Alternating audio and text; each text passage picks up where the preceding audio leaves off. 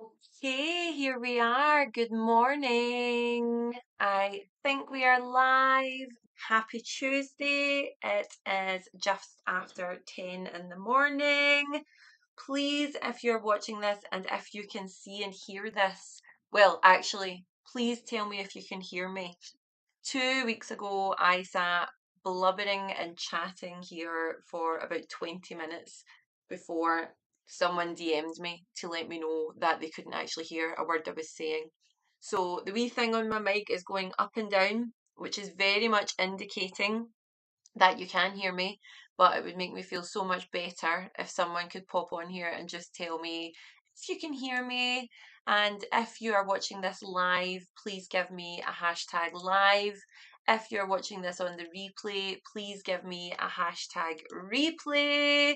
I know most of you will be watching it on the replay, so yes, let me know what you're up to. Let me know what country you're in. Let me know what time it is while you're watching this, and please let me know what the weather is like. I am Claire Innes, for anyone who I haven't met before. I am the founder of the Fertility Mentor. I am sitting here in my chilly house in Glasgow, got my blanket on, got my jumper on. Autumn basically arrived yesterday, so here we are, super chilly. Now, this is the first one of these sessions we have done in a long time. Historically, I'm here every Tuesday morning just after 10 o'clock. And what I like to do is a roundup of the various questions and talking points. Everything is completely anonymous, of course. I like to do a roundup of some of the wins that we've had in our groups, in our free communities. I like to read out word for word some of the questions that people have been asking, and then I like to answer them with my take. So this is being streamed on YouTube, it's being streamed on Instagram, and in one of our groups. I run three trying to conceive groups. One's mostly based in the States, one's mostly based here in the UK, and one is mostly based in Australia. So whichever one this isn't being live streamed into, I'm going to send a link over to the other groups. So what do we talk about in these groups? We talk about lots of things. We talk a lot about, obviously, pregnancy, fertility, infertility, miscarriage. We go quite deep into understanding ovulation. My kind of big area of expertise is nutrition and egg quality. So I help women manage the things that they can control to improve their fertility. So not the things that you need a prescription from a doctor for, but the things that you do for yourself and the things that you can do for yourself to improve your chances, and frankly the things that a doctor can't do for you. Okay, so the things that you're eating, your movement pattern, your supplements, meal prep is a big one as well, but also what's going on up here. Infertility has been, the stress of infertility has been linked to the stress of a cancer diagnosis. Okay, and I have a very, very good friend who has dealt with infertility and a cancer diagnosis. And she has told me before that, at least with her cancer diagnosis, it was something she felt she could talk to people about, whereas infertility tends to be very isolating, doesn't it? It's quite a kind of taboo subject still. Every day we're working to try and change this. But please, if you are in the middle of a fertility journey, if you are struggling with your fertility, know that you are 1 in 5. Okay, so while people don't talk about it a lot and it can feel like you are the only one, other people do get it. And that's why I do these live streams sitting in my study. That is why these groups exist, because we're here for each other and we want to look after each other. Okay? So I'm just going to get stuck in here. What I tend to do is read out word for word a selection of the comments that have been posted in the various groups, or questions that have been asked by my clients, things that I'm asked over and over again. And I might actually read out some of the responses from the groups, because that's what these groups are for, of course. But I will always make sure to answer it from my perspective as well. Okay, so we are just going to get started. As I say, always please just join in, comment along. Please, if you can't hear me, let me know, because I promise you, I don't know and I need to know. There's nothing worse than sitting talking to yourself on Facebook, Instagram, YouTube. Okay, so let's get started with our first question. This was posted towards the end of last week from an anonymous member. She's wrote here, and I'm reading this word for word, so it's in her words, okay? I am 38 years old and I had 2 kids without trying. Started trying and had 2 miscarriages last year. I've tried letrozole and Clomid with no positive yet. I have no fertility health insurance and really can't afford the quote I was given at the fertility clinic. My OBGYN has done no testing or anything but said besides Clomid or letrozole, there's nothing else he can do. Anything else I can do to help myself? Okay, so what this poster is saying is she's already had 2 children. She didn't need to try. She's 38 years old and she's not able to go forward with what we call assisted reproductive technology. So I'm guessing she's not able to pay privately for IVF or IUI, so she needs to keep trying naturally. And she's not having any luck using Clomid or letrozole, and she wants to know if there's any suggestions for things that she can do to help herself. So my answer to that anonymous member is yes, there absolutely is lots of things you can do to help yourself. So if you haven't already, I would absolutely recommend reading the book It Starts with the Egg. I would absolutely recommend doing my free course. There's no charge, no credit card. There's absolutely no obligations with this free course. And what this free course does is gives you a masterclass every day for 5 days, touching on 5 different areas of fertility and things that you can do for yourself. So day number 1 is nutrition, and that's where I talk to you specifically about how to move from a typical Western nutrition diet to a more Mediterranean based diet. That the eggs that we do have left, they've been exposed to much more, they're much more susceptible to damage and poor quality. But what this course is all about is improving your egg quality through your nutrition, your hydration, your supplements, and the toxins and chemicals that are all around you.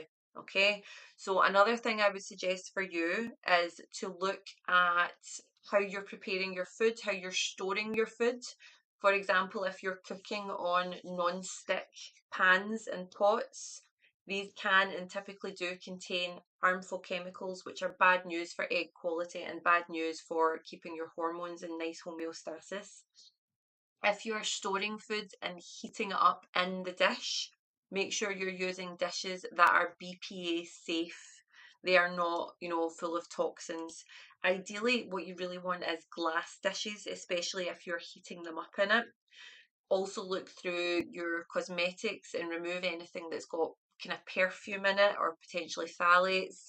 Make sure if you're using any fragrances to clean your home, make sure they're from natural sources, please. So BPA and phthalates can be a big disruptor of hormones. So, and they can also be bad news for your egg quality. The other thing I would say as well is to look at supplements. I'm not going to get mad into supplements here because it is all covered in the free course. But, there's plenty of supplements out there that are really well tested and they don't need to cost a fortune to improve your egg quality and just make sure that your hormones are playing ball. Okay? So there are a lot of things that you can do that no one else can do for you.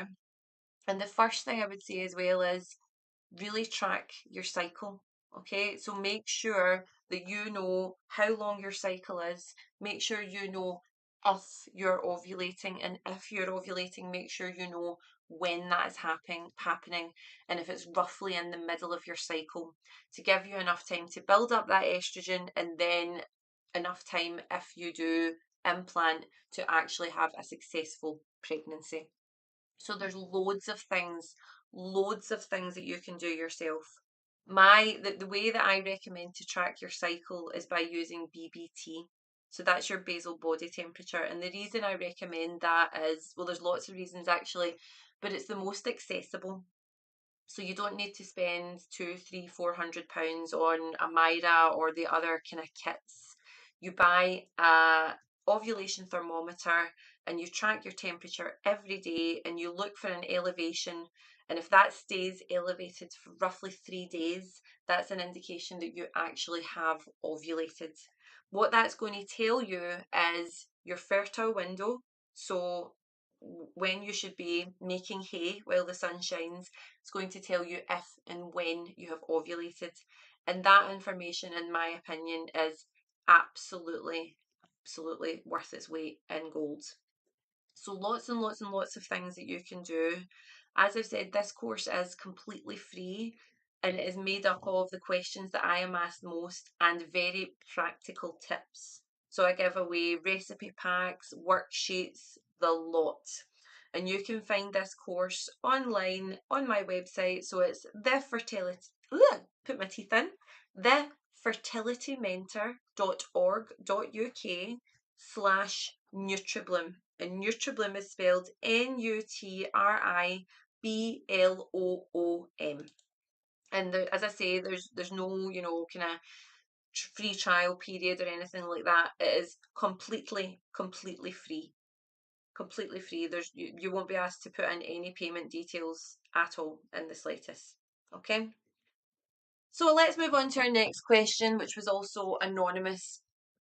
She's posted here, hi, when do I need to take time off work during IVF? Is it during egg collection or embryo transfer? And how long do people recommend in your own experience? Thank you so much. So I actually made a video about this, but I'm going to answer it here as well because it's a very, very common question. So typically, between the egg collection and the embryo transfer, the egg collection does tend to be the one where people might need a little bit more time off. Some people don't experience any discomfort at all, and some people do experience quite a bit of discomfort. In fact, some people are put under anaesthetic when they have their egg collection. So if you're in a position where you need to choose time off for one or the other, or you need to prioritize more time off for this than this, the general advice, what I would always say to you is prioritize the egg collection. That tends to be the most kind of invasive, and from my experience, this is where people need more rest afterwards. If you can take lots of time off for both, then please do that, because obviously you also want to be minimizing your stress. You want to be taking care of yourself, just getting your feet up. But if it's a difficult thing, please do remember, particularly here in the UK, you do now have rights when it comes to time off for fertility. And remember that IVF is a really, really big undertaking and you have protection. Okay, so please don't. I really, really hope there's nobody out there worrying and thinking that they can't tell their team or their employers that they're going through IVF. Okay, so you've got protection here and you are absolutely within your rights to be trying to have a baby, and please don't be scared to share that. Okay, take as much time off as you think you need. Okay, let's look for the next questions.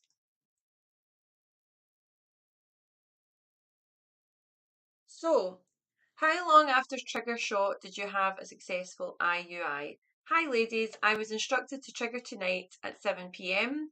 IUI is scheduled for 9:30 on Friday morning, 2 days from today. That makes 38.5 hours between the trigger shot and the IUI. That sounds fine in theory, but I might be being crazy paranoid, but what if I ovulate 24 hours after trigger shot and the egg only lives for 12 hours? That makes 38 hours, meaning the window would be missed. Okay, so typically they try to schedule it for about 36 hours. Okay, that's kind of smack bang in the middle of the 24 and 48 hours, which is the number that you will see on Google. This has been tested time and time again. The clinics absolutely know what they're doing. They can only actually give you the one IUI. You're scheduled for this one IUI. So they need to choose what they believe is the absolute optimal time to do that. And it's very, very well understood, and it's very much agreed that 36 hours is the kind of best try, chance timing that we've got to do that. So I think 38 and a half hours, you're absolutely, absolutely fine. Okay. And I see that would have actually been yesterday morning. So please let us know how you got on, and let us know any feedback, if you need any support, if you need any virtual high fives or cuddles, then just let me know. Next post here we've got where I've been asking people to share their weekly wins and what their small wins were. So anonymous member 657 here has posted, I got my first positive test today at 3 weeks and 3 days after our chemical pregnancy 4 months ago. I'm excited and scared all at the same time. So this is something that I see a lot. Women who they've suffered losses, whether it's a chemical, whether it's a miscarriage, whether it's baby loss, and quite naturally they're grieving. They're in a really, really difficult place, and they want to be excited because they've managed to fall pregnant again, but they're actually really, really scared because they're scared that they're going to lose the baby again. And I just want to say that this is absolutely, absolutely natural. It's very, very normal to feel this way, and my heart absolutely goes out to you. You're scared of what happened before, and you are so excited about this wee baby that you're growing and that you're looking after in your body. So please do your best to manage your stress levels. What you'll never hear from me is just relax, okay? Just relax doesn't work. But what does work is managing your stress level, okay? So understanding that what you're going through is stressful, and putting interventions and putting plans in place to manage them. That might be regular exercise, it might be paying extra attention to what you're eating, it might be booking a massage, just doing something nice for yourself to manage those stress levels and keep yourself distracted. Okay. The next post we have here is from an anonymous lady 19 hours ago, and this is something we see really often, and I'm going to read it out word for word. Okay. I'm about to turn 40 and still not a mum. My husband has a 13-year-old son and is pressuring me for another child. Every month it's the same thing. He talks about how great it's going to be, what we're going to name the child, how he can't wait to get matching pyjamas for family Christmas photos. And then comes the just go take a test, honey. I bet it's positive. And we're disappointed every time. Not only am I letting him down, I know I'm letting down a whole other human. Sorry, I've got that wrong. Not only am I let down, but I'm letting down a whole other human. It's gut-wrenching. I don't know why my body just can't function properly. For the most part, I have normal periods, which gives me a false sense of hope every month. My cousin just had her fourth kid at 46 and they were not trying, and was bragging about it at our last family party. It just isn't fair. I want to feel the love of my child. I want to give them all of this love inside me. Why have I been stripped of motherhood, and why have any of us? So I wanted to make a point of reading this post out loud because I think it's really powerful, and it is gut wrenching, and it is heartbreaking. And I want anyone who's watching this, either live or on replay, to hear it, because I know that a lot of you are feeling the exact same way, and a lot of you can think that you're the only people who feel this way. What is particularly sad is that you can tell from the wording here that this poor woman has already started blaming herself. She's used words like letting herself down, letting a whole other human down, which is just heartbreaking. Infertility is so fucking unfair. It doesn't discriminate. It happens to good people, and it's not fair. It's not just. And I'm so very, very, very sorry that this is happening to you. I'm here for you. And so are the many, many women that are commenting under here. There's 45 messages underneath this post from women offering support and offering love. What I will say is, it might be that it's time to have a conversation with your husband about how he's making you feel. It sounds like he's doing this with the absolute best of intentions, and by the sounds of things, he's just excited and doesn't understand how much stress he's actually putting onto you, how much he's adding to your mental load. Okay, so I think it might be time for a quiet, peaceful conversation with him and just giving him a chance to understand where you are coming from. Because whether he means it or not, whether his intentions are good and wonderful or not, he is adding to your pressure and therefore adding to your stress levels, which is not good for your hormone balance or for your fertility. So, what you want is to feel supported. What you deserve is to feel supported. And that might look like him asking you regularly how you're feeling, him asking if he can help you in any way, instead of just getting, and as I say, I don't mean to be like pointing a finger at the man and saying he's the baddie, because it doesn't sound like he knows he's doing it. But I think he needs to know that this is the effect that he's having on you and your stress levels. And I think there needs to be a conversation about how you both can switch that narrative and how he can help instead of hindering. I would also say to the original poster of this as well that I do a lot of mindset work in the free fertility course. So I'm going to just read out the link to it again as well. So it's thefertilitymentor.org.uk/NutriBloom. The whole of day 2 in this course is all about mindset for fertility, how we talk to each other, how we keep going when it is so, so, so hard. Okay? And I know it is so, so, so hard. And I can't stress enough that my heart absolutely goes out to you. Okay, let's move on here. A nice message here. Hi there, just curious. I've had kids before and I had one 5 years ago, age 35.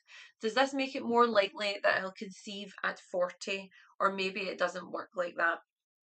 So, if you have had a baby, you are statistically more likely to be able to have a baby at any age than someone who hasn't had a baby. Okay, so that doesn't mean that you will definitely have a baby at 40 because you had a baby at 35. And it's so, so, so difficult because we can't actually see what's going on in our ovaries, in our womb, in our eggs. But the statistic is, if you have already had a child, then statistically you're more likely to be able to conceive and carry another child. So there's no guarantees ever, unfortunately. I absolutely wish there was. But that's fantastic. You've had a successful pregnancy, you've managed to conceive 5 years ago. So you keep trying, keep eating well, keep looking after yourself, keep making that beast with two backs. And as I say, if you need any additional help from me or from the group, just keep posting. Okay, let's see if there's any other. We've got a post here from a lovely lady saying, should I still have hope if I am a day late but still test negative? So it is not uncommon to get a false negative. It's much less common to get a false positive. So if you're still testing negative and you're only a day late, then yes, there is a chance that it will become positive. So fingers crossed, and let us know. Okay. Jessica here is asking, anyone conceived after 44 and have healthy children? And we have got so many, so many comments from women saying, yes, yes, yes. Yes, I conceived naturally at 44 and my baby is healthy. Yes, two kids, one at 44 and one at 47. Natural conception and very healthy kids. My friend had a baby at 42 and one at 44, both healthy. Conceived at 44, healthy baby girl. I've had a client who conceived at 45 and had a baby at 46. Had a healthy baby girl at 44, natural conception, easy pregnancy, natural childbirth. She is my third, but I had my first two in my 20s. My hope and dream, my friend's sister has had two. This is one of the reasons I absolutely love these groups so much, because they're private and they're safe, and they're a space where that we can have the conversations that I read out, 2 posts ago, about how unfair it is and how sad it is. And then we can also have these conversations where real women are saying, this happened to me, I kept going, and I got my baby. Okay, so Claudia here's posted, would love to hear your success stories of naturally conceiving and giving birth after 40. And we have 40 comments under here, just full of pictures of beautiful, healthy, happy babies. I'm reading the comments and it's not all plain sailing, and unfortunately it isn't all plain sailing. Several miscarriages, several people that had to try for a long time to get their special, amazing little baby, but they did keep going and they got their baby. Here we've got, where are my 45 and up natural mamas at? 35 comments here. One lady's saying, I'm 45 and 33 weeks pregnant. Another lady here is saying, I'm 45 and 16 weeks pregnant. Amazing. Okay. I'm going to look for one more post and then I'm going to leave to let you go on with it. Always try with strips.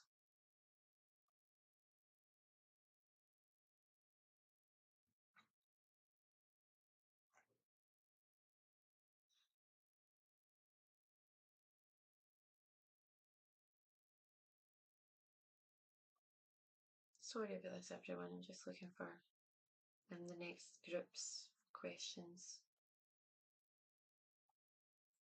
April has posted 2 days ago. Has anyone been successful getting pregnant? Oh, sorry, I've pressed the wrong button here, like a big dafty. Right, sorry, I've lost this page.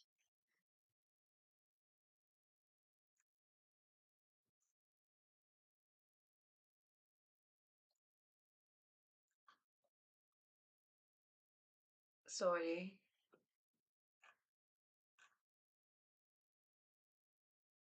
Has anyone been successful getting pregnant naturally when your spouse drinks a few beers every other day to every few days? We just had my ovulation cycle and we were able to cover 2 days before and the day of ovulation. And I'm hoping that it worked, but I'm curious if that really matters as far as a few beers every so often. So, this unfortunately is a little bit like how long is a piece of string. There are people who are drug users, both men and women. There are people who abuse alcohol on a daily basis, that smoke. They still manage to conceive, sometimes without even trying, and they manage to have healthy babies. And some families, some couples can do absolutely everything right, and it still doesn't happen. What the statistics are telling us is that alcohol is not good for sperm or egg quality, and the best thing you can do, especially if you are struggling to conceive, if you've been trying for over 6 months, is to eliminate alcohol altogether. But as I say, there are people all over the world that abuse lots of substances and they still manage to get pregnant. So some of the comments here, just for kind of sharing stories. My husband drinks and I conceived when I was 42, 44, and TTC now when I'm 45, and he is 2 years older than me. So this example, her husband drinks and she's managed to conceive into her mid 40s. Second comment here, my husband drinks all the time. We had a baby last year. I was 39 and he was 45. Now I'm 40, almost 41, and he's almost 47, and we're going to start trying this cycle for another. I drink a glass of wine almost every night. Next comment here, neither of us drink and we haven't conceived, so I feel like it's not really correlated too much. I wouldn't say that it's too much, but there is definitely a link, and that link can't be ignored. So if you're looking to do everything you can, then yes, eliminating alcohol or asking him to eliminate alcohol is a good idea. But also, what's probably a good idea, if you can, to have a semen test and just see if his morphology is where it needs to be. Okay, I am getting thirsty and I'm getting tired of hearing my own voice. So if you've made it this far and this long, thank you. It's been a pleasure to be back, and I will be back every Tuesday morning answering questions, talking nonsense, normalizing fertility struggles and normalizing the issues that the women I work through, the women that I work with go through every single day. A reminder that I offer a free consultation to anyone who needs it. And I also have lots of free resources for anyone who would like a little bit more help in conceiving but isn't in a position to pay for accountability and coaching. So if I can help you, drop me a DM. My name is Claire Innes. My business page on Facebook is The Fertility Mentor. On Instagram, my handle is thereal.fertilitymentor, and my website is thefertilitymentor.org.uk. I am delighted to be here with you at this time, and please never hesitate to reach out if you have any questions. Take it easy. Bye.